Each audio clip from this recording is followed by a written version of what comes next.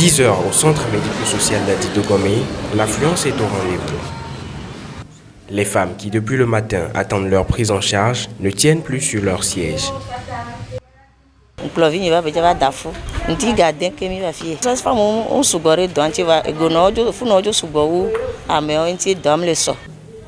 Le constat est amer et vient corroborer la plaidoirie lancée depuis l'année dernière par l'Association des sages-femmes du Togo Asafito et soutenue par le Fonds des Nations Unies pour la population, UNFPA Togo.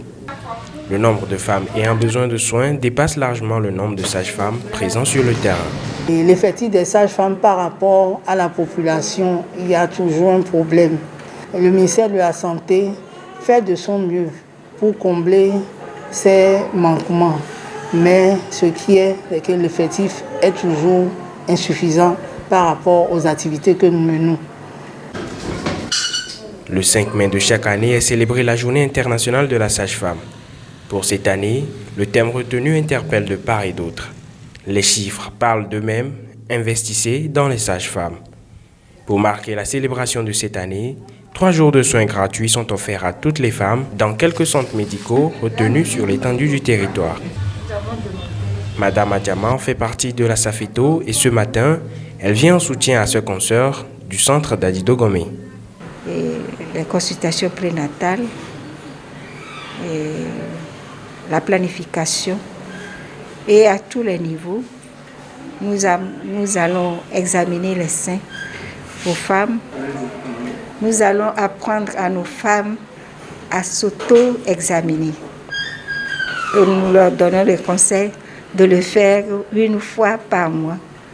Le cancer de l'utérus analyse gratuitement.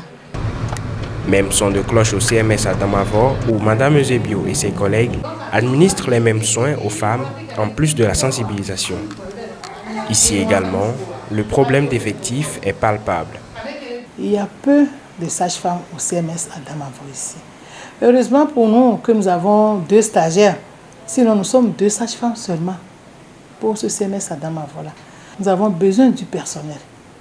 Le Togo, malgré tous les efforts consentis de part et d'autre, demeure un pays où le taux de mortalité maternelle et néonatale reste élevé. Pour renverser la vapeur, la Safeto, après réflexion, a émis des propositions. Si le Togo veut réellement infléchir cette taux, il faudrait forcément qu'il y ait du personnel à tous les niveaux du système pour prendre en charge les besoins de la mère et de l'enfant, pour qu'on n'attribue pas ces décès au manque de personnel. Les soins gratuits prennent fin ce vendredi 7 mai.